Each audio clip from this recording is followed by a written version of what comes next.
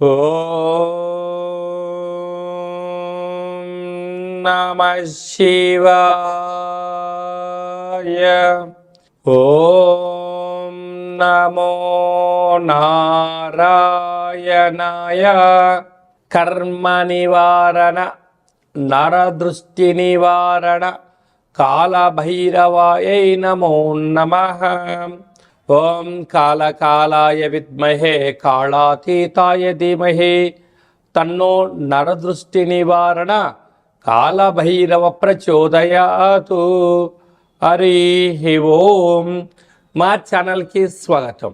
చూస్తున్న వీక్షకులకు, ప్రేక్షకులకు, ప్రియ కాళభైరవ భగవద్బంధులకి స్వాగతం పలుకుతూ, మమ్మల్ని ఎంతగానో ఆదరిస్తూ ఉండబడినటువంటి ప్రియ సోదర సోదరీమణులకు ఎవరిపైనను గ్రహణం దోషం లేకుండా, గ్రహణం యొక్క శూల ఎవరిపైన పడకుండా అందరికీ ఐశ్వర్యాన్ని, ఆనందాన్ని ప్రసాదించాలని, అలాగనే తెలుగు సంవత్సరానికి వీడుకోలు పలుకుతూ కొత్త తెలుగు సంవత్సరానికి స్వాగతం పలుకుతున్నటువంటి కాల సమయంలో కనుక అందరికీ ఈ సంవత్సరంలో జరిగినటువంటి అద్భుతాలు, ఐశ్వర్యాలు, అలా జీవితకాలంలో నిత్యము ఐశ్వర్య ఆనందంగా గడపాలని, సకల అష్ట కష్టాలకు స్వస్తి పలుకుతూ నూతన అధ్యాయ జీవితంలో సువర్ణ అధ్యాయానికి స్వాగతం పలకాలని కోరుకుంటూ, అందరికన్నా ముందుగా శ్రీ పరాభవనామ సంవత్సర పండగ శుభాకాంక్షలు. మనకు 1వ తారీఖు మార్చి నెల 2026 నుండి 15/3/2026 వరకు పుట్టినటువంటి వారందరికీ ముందస్తుగా జన్మదిన శుభాకాంక్షలు. గతంలో వివాహం చేసుకున్న వారికి వివాహ వార్షికోత్సవ శుభాకాంక్షలు.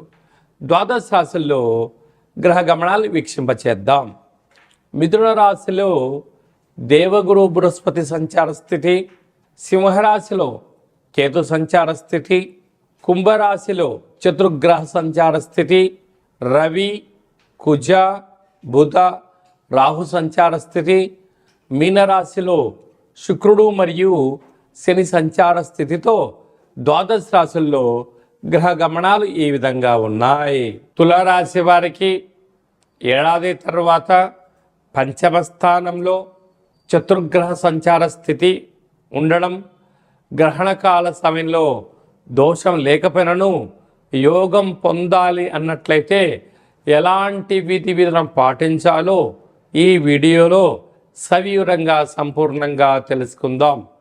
తులారాశిలో ఏ నక్షత్రాలు వస్తాయి అనగా చిత్తా నక్షత్రంలోని 3వ పాదం, 4వ పాదం, స్వాతి నక్షత్రంలోని 4 పాదాలు, విశాఖ నక్షత్రంలోని 1, 2, 3 పాదములు కలిపితే తులారాశి. రాశాధిపతి శుక్ర భగవానుడు. ఏడాది తర్వాత రవి భగవానుడు కుంభరాశిలో ఆత్మకారకుడు సంచారం చేయడం, రుణరోగ శత్రుకారకుడు కుజుడు కూడా అక్కడే సంచారం చేయడం, అలాగనే బుద్ధికారకుడు బుధుడు కూడా అక్కడే సంచారం చేయడం, రవి బుధుడు కలిసి ఉండడం వలన బుధాదిత్య రాజయోగము, వాస్తు నరదృష్టికారకుడు రాహు సంచారం చేయడం వలన నూతనంగా వివాహమైనటువంటి దంపతులకు పుత్రిక సంతాన యోగము, ఐశ్వర్యకరమైన జీవితాన్ని వీరు పొందబోతున్నారు. అదే కాకుండా 6వ స్థానంలో శని భగవానుడు సంచారం చేయడం వలన, అక్కడే శుక్రుడు కూడా ఉండడం వలన మీ యొక్క బ్యాంకు లావాదేవీలు, ఓటీపీలు దొంగలించబడే పరిస్థితి ఉంది. మీ యొక్క వాహనాలను పరాయి వారికి ఇవ్వద్దు. అలాగనే చలానాలు పొంచి ఉన్నాయి. రుణ సమస్యలు, రోగ సమస్యలు పొంచి ఉన్నాయి. కనుక ఇలాంటి కాల సమయంలో వీలైనంత వరకు సత్ప్రవర్తన, ఆధ్యాత్మిక చింతన చాలా అవసరం అని చెప్పి గుర్తుపెట్టుకోగలగాలి. భాగ్యస్థానంలో గురు సంచార స్థితి ఉండడం వలన వృత్తులలో, ఉద్యోగాలలో, వ్యాపారాల్లో ప్రమోషన్స్ రావడం, ఉన్నతమైన జీవితాన్ని కూడా పొందబోతున్నారు. అలాగనే ఏకాదశి స్థానంలో కేతు సంచార స్థితి, ఏకాదశంలోనే గ్రహణం జరుగుతుంది కనుక గ్రహణకాల సమయంలో దోషం లేకపోయినను సంచరించకుండా, భోజనం చేయకుండా, వివాదాలకు దూరంగా ఉంటూ, ఆధ్యాత్మికంగా ఉంటూ సత్ప్రవర్తనగా మీరు ఉండగలిగినట్లయితే సకల దోషాలు తొలగి వచ్చేటువంటి గ్రహణకాల సమయం వరకు ఐశ్వర్యం కలుగుతుంది.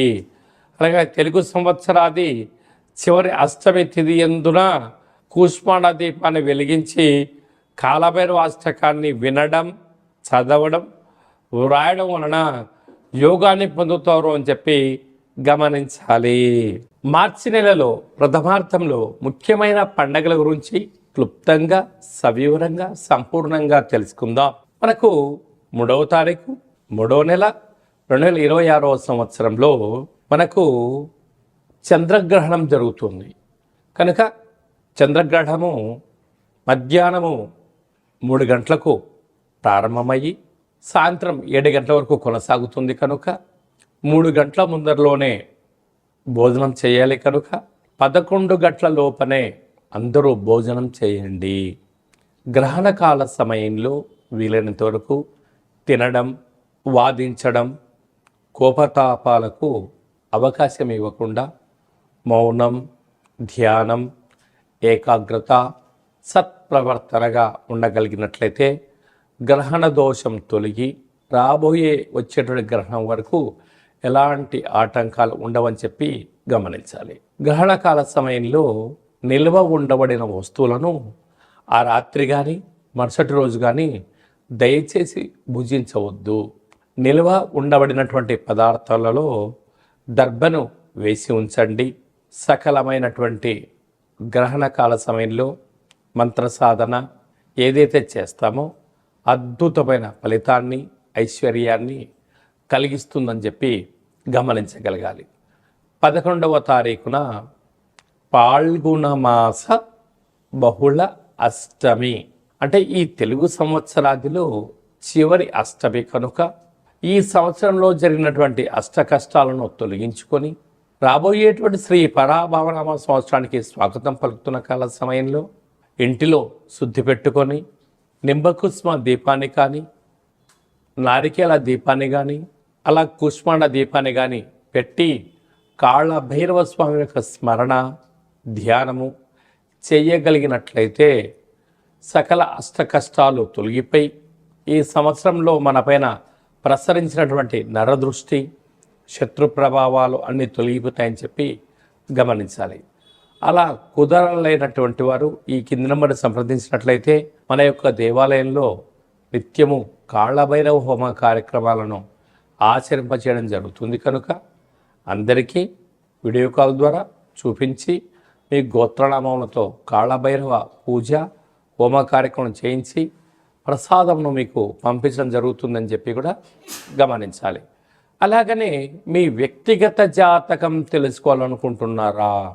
మీ పేరు, పుట్టినటువంటి తేదీ, నెల, సంవత్సరం, పుట్టిన సమయాన్ని వ్రాసి మీరు పంపించగలిగినట్లయితే 100 సంవత్సరముల జాతకాన్ని సవివరంగా, సంపూర్ణంగా వ్రాసి మీకు వాట్సాప్ ద్వారా పంపించి మీరు పుట్టినప్పుడు గ్రహ గమనాలు ఎలా ఉన్నాయి, ప్రస్తుతం ఎలా ఉంటున్నాయి, రాబోయే కాలంలో ఎలా ఉండబోతున్నాయో సవివరంగా, సంపూర్ణంగా తెలియజేయడం జరుగుతుందని చెప్పి గమనించాలి. చాలామందికి పుట్టినటువంటి కాల సమయంలో డేటా బర్త్లు లేనటువంటి వారికి మీ పేరు యొక్క మొదటి అక్షరాన్ని అనుసరిస్తూ రాశిని తెలియచేస్తూ రాశి యొక్క స్థితిగతులను వివరిస్తూ రమణ శాస్త్రం ద్వారా అనగా గవళ ద్వారా భూత, భవిష్యత్, వర్తమానాన్ని తెలియచేయడం జరుగుతుంది. రమణ శాస్త్రం ద్వారా కాళభైరవ ఉపాసన చేత, సంపూర్ణమైనటువంటి విషయ పరిజ్ఞానం చేత మనము జీవితాన్ని తెలుసుకుందాం. జాతకంలో ఉండబడినటువంటి ఆటంకాలను తొలగించుకుందాం. జాతకంలో ఉండబడిన యోగాన్ని తెలుసుకుందాం. ఆనందకరమైన జీవితాన్ని పొందుదాం అనేటువంటిది చిన్న విన్నపం. కనుక ఈ కింది నెంబర్ను సంప్రదించి అపాయింట్మెంట్ తీసుకొని సంప్రదించగలరు.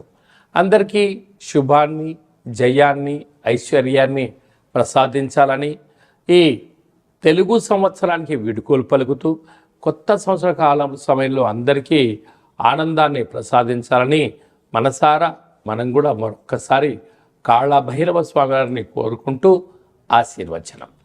శతమానం భవతి శతాయ పురుష సతేంద్రియ ఆయుష్యేవేంద్రియే ప్రతిష్టతి. ధనం ధాన్యం బహుపుత్రలాభం శత సంవత్సరం దీర్ఘమాయు.